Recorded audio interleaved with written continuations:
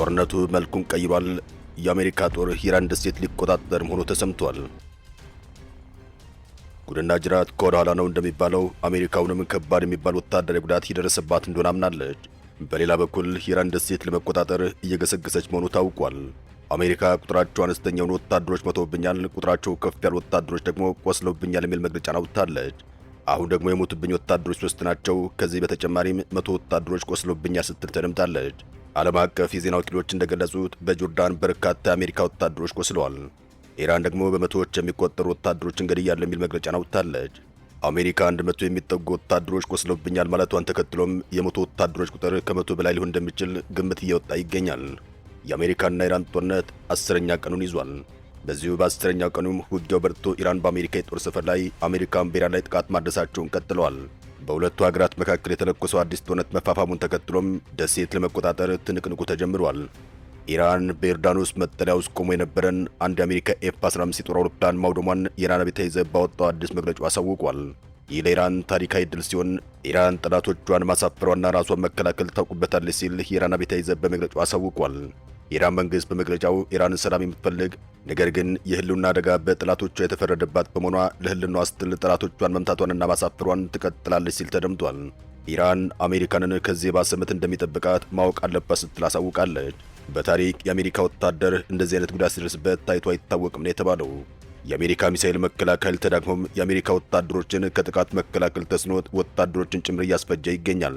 አሜሪካ በጆርዳን የሚገኝ የጦር ሰፈሯ ቅጥር ተጥሶም ወታደሮቿ ሙትና ቁስለኛ የሆኑ ምናልባትም ሩሲያና ቻይና ለኢራን ሳተላይት እገዛ አድርገው ሊሆን ይችላል የሚል ክስ እያሰማች ይገኛል። ሩሲያና ቻይና ለዚህ ክስ እስካሁን ምላሽ አልሰጡም። ኢራን አሜሪካ የተለመደውን ቅጥፈት ቀጥላለች ካለች በኋላም የእኛ አየር ኃይል ብቁ መሆኑን ራሷ አሜሪካ ታውቃለች ስትል ተደምጣለች። ሆኖም ግን የኢራንን የሚያምምት ለማጣጣል በሌላ ኃይል ላይ የማሳበብ ዘዴ ትጠቀማለች ስትልም ኢራን ከሳለች። ኢራን አሁንም በአሜሪካ የጦር ሰፈሮች ላይ ጥቃቷን አጠናክራ ቀጥላበታለች ነው የተባለው። የኢራን ጥቃት ዋና ዓላማው የአሜሪካ ወታደርና የጦር ሰፈርን ከመካከለኛው ምስራቅ ማስወጣት ብለውም የአረብ ሀገራትና እንዲሁም መካከለኛው ምስራቅ ከአሜሪካ ወታደራዊ ነጻ ማድረግ እንደሆነ እየተነገረ ይገኛል። የኢራን ዓላማ ይሳካል ወይስ አይሳካም የበርካቶች ጥያቄ ነው። የአሜሪካንን ጦር በመካከለኛው ምስራቅ አካባቢ እያዳከመችው እንደሆነ ግን ዓለም አቀፍ የዜና ወኪሎች ጭምር እየመሰከሩ ይገኛል። የአሜሪካ የአረብ ሀገራት የጦር ሰፈሮች ክፉኛ መጎዳታቸውን ተከትሎም ለጊዜው ውድ የሚባሉ ጦር መሳሪያዎች ወደ እስራኤል እያሸሸች እንደሆነም ለማወቅ ተችሏል። ኢራን ካለፈው ሳምንት ወዲህ በተለይ በዮርዳኖስ ውስጥ ተደጋጋሚ ጥቃቶች እየፈጸመች ሲሆን የኢራን እስላማዊ አብዮታዊ ዘብ የህዝብ ግንኙነት ክፍል እንዳስታወቀው በሚሳኤልና በድሮን ሚሳኤል ጥቃት መከላከያ ስርዓቶች ኢላማ ሆነዋል ሲል ተደምጧል። የአሜሪካ የሚሳኤል መከላከያ እንዲሁም ራዳርም ከጥቅም ውጭ ሆኗል ሲል ተደምጧል። የአሜሪካው ኒውዮርክ ታይምስ ጋዜጣ ሰኞ ዕለት ባለስልጣናቱን ዋቢ አድርጎ እንደዘገበው ኢራን ባለፈው ሳምንት ዮርዳኖስ በሚገኝ የአሜሪካ የጦር ሰፈር ላይ በፈጸመችው ጥቃት በርካታ ወታደሮች ቆስለዋል፣ በርካታ ሄሊኮፕተሮችም ጉዳት ደርሶባቸዋል ብሏል። የአሜሪካ ወታደር ኃይል ግን ይህን ዜና የተጋነነ ነው በማለት እያጣጣለው ይገኛል። ሆኖም ግን አንድም ወታደር አልተጎዳብኝም ያለችው አሜሪካ በሂደት 3 ወታደሮች እንደተገደሉባት አምናለች። ከዚህ በተጨማሪም በመቶዎች የሚቆጠሩ ቆስለውብኛል ስትልም ገልጻለች። በኢራቅ የአሜሪካ ወታደር እንደተገደለ የአሜሪካ ወታደራዊ ሕዝብ ባወጣው መግለጫው አሳውቋል። ኢራን ግን በርካቶችን በኢራቅም ገድያለሁ በማለት እየዛተች ይገኛል። የአሜሪካው ፕሬዝዳንት ዶናልድ ትራምፕ በበኩላቸው ለሞቱ ወታደሮቻቸው በቀል ጀምረናል ሲሉ ተደምጠዋል። የአሜሪካ መከላከያ ሚኒስቴር እንዳረጋገጠው በመካከለኛው ምስራቅ በሚገኙ የአሜሪካ የጦር ሰፈሮች ላይ ኢራን በፈጸመችው ጥቃት ወደ 100 የሚጠጉ ወታደሮች ጉዳት ደርሶባቸዋል። የፔንታጎን ኃላፊ ቃል አቀባይ ሲን ፓርኔል የቢቢሲ አጋር ነው ሲቢኤስ ኒውስ በላኩት መግለጫቸው ቁጥሩ አልተረጋገጠም፣ ከሰኔ መጨረሻ ወዲህ 100 የሚጠጉ ወታደሮች የተለያየ መጠን ጉዳት ደርሶባቸዋል ሲሉ ገልጸዋል። አብዛኛው ጉዳት ቀላል መሆኑን የገለጹት ቃል አቀባዩ 96 በመቶ የሚጠጉት ወታደሮች ወደ ስራ ገበታቸው ተመልሰዋል ሲሉ አክለዋል። ኢራን ግን የፔንታጎንን መግለጫ ሐሰት በማለት ትሞግታለች። በመቶዎች የሚቆጠሩ ወታደሮችን ጭምር ነው የገደልኩትም እያለች ይገኛል። በአንድ ጊዜም ከነ ወታደሮቿ አመድ አድርጌያቸዋለሁ እያለች ይገኛል። በሌላ በኩል ዩናይትድ ስቴትስ ኢራን ደሴት ለመቆጣጠር እግረኛ ወታደር ጭምር ትጠቀማለሁ እያለች ይገኛል። እግረኛ ወታደርን የምትጠቀመው ደግሞ ወሳኟን ኢራን የነዳጅና የጋዝ መተላለፊያ የሆነችውን ካርግ ደሴትን ለመቆጣጠር ነው። ኢራን ደግሞ በጭራሽ እንዳታስቡት ለደሴቷ በሚሊዮን የሚቆጠር ወታደር ማሰለፍ ይችላሉ እያለች ይገኛል። የአሜሪካ ወታደር እስከሚመጣም ቸኩያለሁ ብላለች። ኢራን ባወጣችው መግለጫ አሜሪካ ወታደሮቿን መጥተው እስከሚዋጉ ድረስ እየጠበቅናቸው ነው እያለች ይገኛል። አሜሪካ ካርግ ደሴትን ለመቆጣጠር ሆነ ለመያዝ ፈጽሞ እንዳታስብ ወረራ ለመፈጸም የምትሞክር ከሆነ ከባድ ምላሽ እንደሚጠብቃት የኢራን ውጭ ጉዳይ ሚኒስትር ባወጣው መግለጫው አሳውቋል።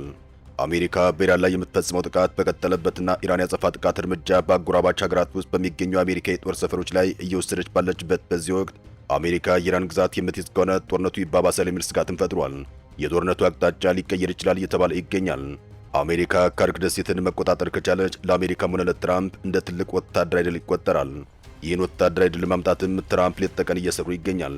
ከዚህ ቀደም ዶናልድ ትራምፕ በደቡባዊ ኢራን የምትገኘውን ካርክ ደሴትን የመቆጣጠር እቅድ እንዳላቸው መናገራቸው አይዘነጋም። ግጭቱ በተባባሰበት ጊዜም አሜሪካ ይህን ተግባራዊ የምታደርግ ከሆነ ኢራን ራሷን እንደምትከላከል አሳውቃለች። የኢራን የውጭ ጉዳይ ሚኒስትር ቃል አቀባይ እስማኤል ባጋይ እንደተናገሩት እንዲህ ያለው ጅብደኝነት ከባድ መዘዝ ያስከትላል ሲሉም አሜሪካንን አስጠንቅቀዋል። ኃላፊው አክለውም አሜሪካ እግረኛ ጦሯን አስማርታ ወረራ የምትፈጽም ከሆነ የአገሪቱ መሪዎች አቀባበል ሊያደርጉላቸው ደቂቃዎች እየቆጠሩ ነው በማለትም የአገራቸውን ዝግጁነት ገልጸዋል። ኢራን የነዳጅ ዘይት ኢንዱስትሪ ዋነኛ ማዕከል የሆነችው ካርክ ደሴት ከኢራን ባህር ዳርቻ በ55 ኪሎ ሜትር ርቀት ላይ የምትገኝ እንደሆነች ይታወቃል። ባለፉት ወራት ጦርነቱ ተባብሶ በነበረበት ወቅትም ፕሬዝዳንት ዶናልድ ትራምፕ ደሴቱን በመቆጣጠር የኢራን የነዳጅ ምርት በእጃቸው እንደሚያስገቡ በተደጋጋሚ ሲናገሩ እንደነበር ይታወሳል።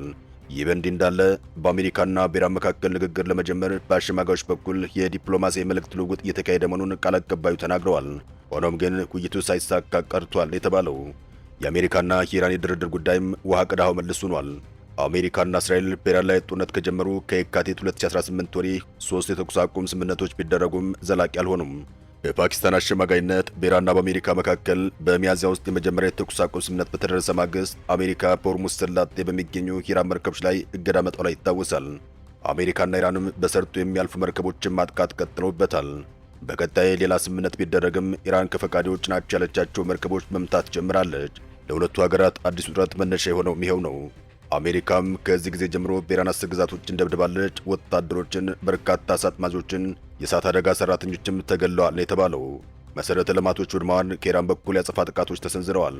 የቅርቡ ስምምነት መፍረስ እንደ ምክንያት የተጠቀሰውም ኢራን ሆርሙዝ ሰላጤ የሚያልፉ የንግድ መርከቦችን እሷ በምትፈቅደው መስመር ካላለፉና ካልከፈሉ አላሰልፍም በማለቷና መርከቦችን በመምታቷም የተኩስ አቁሙ ሽሮታል።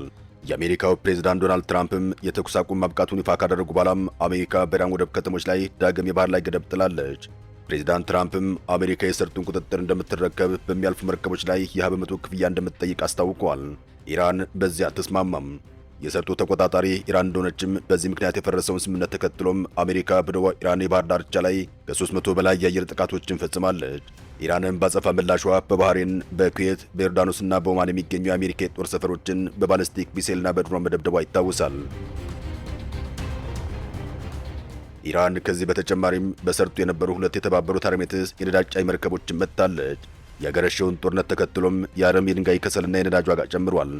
የባህረ ሰላጤው ሀገራት ከ80 በመቶ የሚጠጋ ምግባቸውን በሆርሙዝ ሰላጤ በኩል የሚያስገቡ በመሆኑም የምግብ ሸቀጦች ዋጋ ከ40 በመቶ እስከ 120 በመቶ ጨምሯል ነው የተባለው። አሜሪካም ለጦርነቱ በወር በአማካኝ ከ6 እስከ 8 ቢሊዮን ዶላር የምታወጣ መሆኑን የኢኮኖሚ ኪሳራውን በቢሊዮን ዶላሮች አድርጎታል። በኢራን በሊባኖስና በጎረቤት ሀገራት በሺዎች የሚቆጠሩ ንጹሃን ዜጎች ሞተዋል፣ በሚሊዮን የሚቆጠሩ ደግሞ ተፈናቅለዋል። ሁቲዎች ቀይ ባህርን ሊከረችሙት ነው። ይህ የሆነው ጦርነቱ ከቀን ወደ ቀን እየተባባሰ በመምጣቱ ምክንያት እንደሆነም ተነግሯል። ጦርነቱ ከድርድር በኋላ ከተጀመረ 10ኛ ቀኑን ይዟል። ኢራንም የገልፍ ሀገራትን መምታቷንና ማንደዷን ቀጥላለች። የባህሬን የሲቪል አቪዬሽን ጉዳይ ባወጣው መግለጫው ኢራን የሲቪል አየር መቆጣጠሪያ ስርዓት ላይ ጥቃት ማድረሷን ገልጾ የሲቪል አየር መቆጣጠሪያው ግን እንዳልተስተጓጎለ በመግለጫው አሳውቋል። በሌላ በኩል ኩዌት ቅዳሜ ዕለት ባወጣችው መግለጫዋ የኩዌት የውሃ ማጣሪያ እንደተመታ ገልጻለች። ኳታርን ባወጣችው መግለጫዋ አንድ ሕፃን ተጎድቷል። በሆርሙዝ ሰላጤ በርካታ ታንከሮች ተመትተዋል። አሜሪካም ለ10ኛ ተከታታይ ቀናት በኢራን ላይ ጥቃት እያደረሰች ሲሆን በባንዳር አባስና ቀሽም ደሴቶች፣ በቻባራ፣ በሽራዝና በአብድናን ጥቃት እየደረሰ ይገኛል። የአልጀዚራው ቶይድ አሲድ እንደዘገበውም ኢራንያን ዋና ከተማቸው በእሳት እየነደደ ነው። በአሁኑ ሰዓትም በቀሽም ደሴት ቃጠሎ ተነስቷል። ቀሽም ደሴት በሆርሙዝ ሰላጤ ውስጥ ያለ ትልቅ ደሴት ሲሆን ይህን ተከትሎም ኢራን አጋዥ ኃይል ማግኘት ትችላለች።